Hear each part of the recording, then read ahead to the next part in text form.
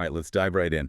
China's NEV market, always moving fast. We're looking at Li Auto's Q2 2025 results and maybe more importantly, their Q3 outlook. Absolutely. Lots to unpack here. Deliveries, revenue, profit, and what it all signals for their strategy. Our mission today, get you the key numbers and figure out what's really going on with Li Auto's journey. So Q2 2025, deliveries first. Yep. They delivered 111,074 vehicles. Okay, so that's up from the roughly 93,000 in Q1. Bit of a comeback. It is a 2.3% increase year over year, too, compared to Q2 2024. But, context is key here. Right, still down from their peak in late 2024. I think Q4 2024 was closer to 159,000. Exactly. So recovery, yes, but not full throttle back to those highs. Now, revenue. That's where it gets a bit more complex. Tell me about it. Total revenues were RMB 30.2 billion, about 4.2 billion US dollars. Which is actually down 4.5% from Q2 last year. Down year over year.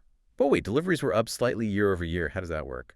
That's the fascinating part. It signals pretty intense pricing pressure. The year-over-year decrease in vehicle sales revenue specifically was mainly because the average selling price per car was lower. Ah, so they sold more cars but made less money on each one compared to last year. Precisely. The report cites things like a different product mix being sold, interest subsidies they offered buyers, and, well, just generally more sales incentives, discounts, essentially. So moving metal was the priority, even if it meant slimmer revenue per unit. It looks that way, especially comparing year over year. But quarter over quarter, revenue was up 16.7% from Q1, driven by those higher Q2 deliveries we mentioned. Okay, got it. So a mixed bag on revenue. What about profitability then? Did the lower selling prices hurt their margins? Surprisingly, no, or rather they managed it extremely well. Vehicle margin actually improved to 19.4% in Q2. Up from 18.7% in Q2 2024. Yes. And the overall gross margin also ticked up slightly to 20.1% from 19.5% last year. Gross profit landed at RMB 6.1 billion. Yeah, holding margins despite lower ASPs, that's impressive. Mm. But the number that really jumped out at me was income from operations. A huge increase there. RMB 827 million, or about US $115 million. That's up, what, 77% year over year and over 200% quarter over quarter. How on earth did they manage that with revenue down year over year? Cost control, plain and simple. The report highlights operating expenses decreased by 8.2% year over year. Okay, where did they cut? This is key. Both R&D and SG&A expenses, selling, general, and admin were down. And the primary reason cited, decreased employee compensation. Wow. R&D down 7.2%, SG&A down 3.5% year over year, mainly from paying people less, even with more marketing spend. That's what the report indicates. It shows a really sharp focus on operational efficiency and trimming costs to boost that bottom line. That's certainly a way to boost profit short term. Yeah. But cutting compensation, especially potentially in R&D, does that worry you for their long-term innovation, their BEV push? It's a valid concern, absolutely. You need top talent for that. It raises questions about sustainability. Is this a temporary measure or a longer-term shift? We don't know yet. But for Q2, it clearly worked for their operating income. What about cash flow? Did the profitability translate into cash? Well, their overall cash pile is still massive. Yeah. RMB 106.9 billion, almost 15 billion US dollars. Very robust. Sense a butt coming. Yes. Net cash used in operating activities jumped significantly. It was negative RMB 3.0 billion. And free cash flow was also negative, about RMB 3.8 billion. So profitable on paper, but burning through cash operationally in Q2. Why? The main reason given was increased inventory purchases. So they were spending cash to build up stock. Investing in future sales, perhaps? Stocking up for new models? That seems the likely explanation. Building inventory, possibly for the new BEVs like the Li 8. It signals preparation, but it did drain cash in the quarter. Okay, so Q2. Improved deliveries from Q1, lower revenue per car year over year, surprisingly strong margins and operating profit due to cost cuts, but negative operating cash flow because of inventory build.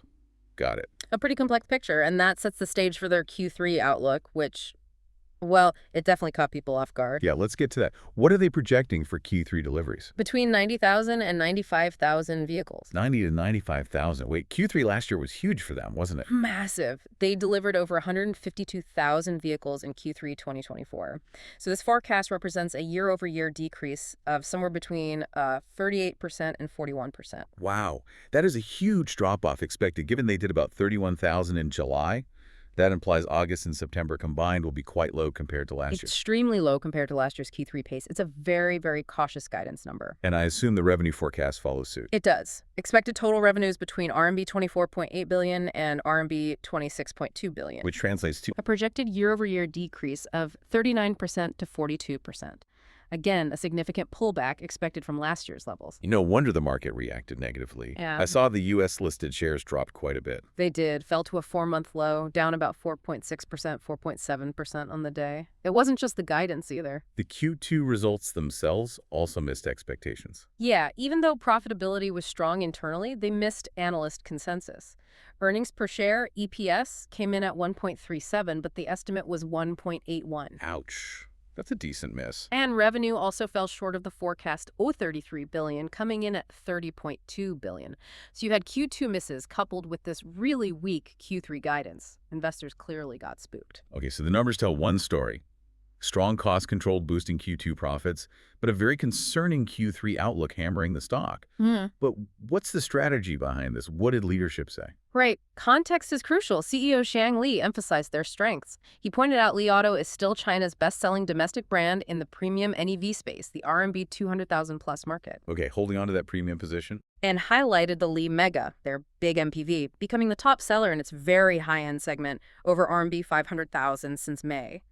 But the real focus was on the future, BEVs and intelligence. The shift away from just extended range EVs. Exactly. He talked up the launch of the Li i8 in July. That's their new 6-seat battery electric SUV. Built on a new platform, I saw.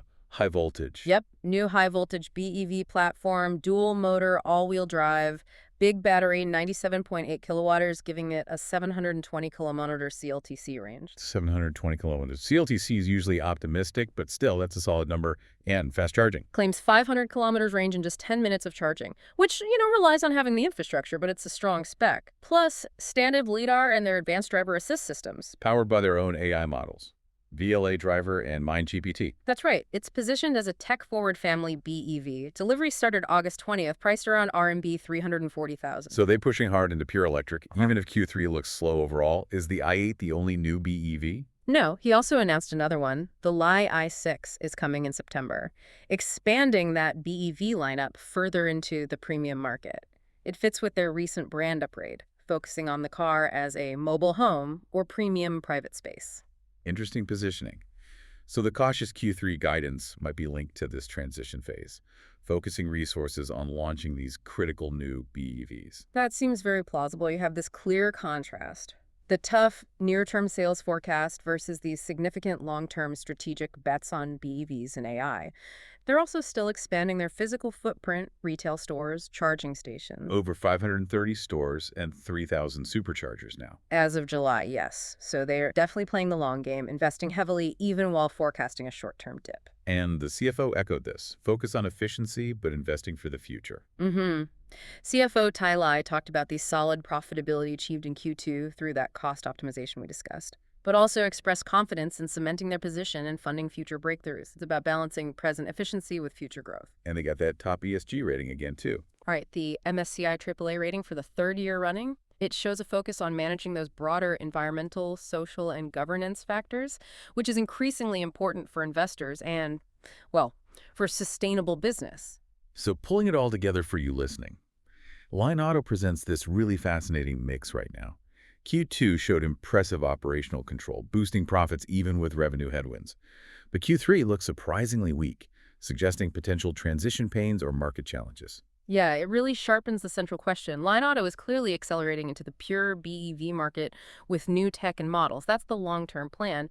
But how effectively can they navigate these immediate headwinds, the cautious guidance, the intense competition, managing costs potentially impacting innovation? And what does their experience tell us about the broader Chinese NEV market? This balancing act between aggressive growth, profitability, and these huge long-term tech investments. Exactly. It's more than just one company's results. It's potentially a signpost for where this incredibly dynamic industry is heading. Definitely one to keep a very close eye on.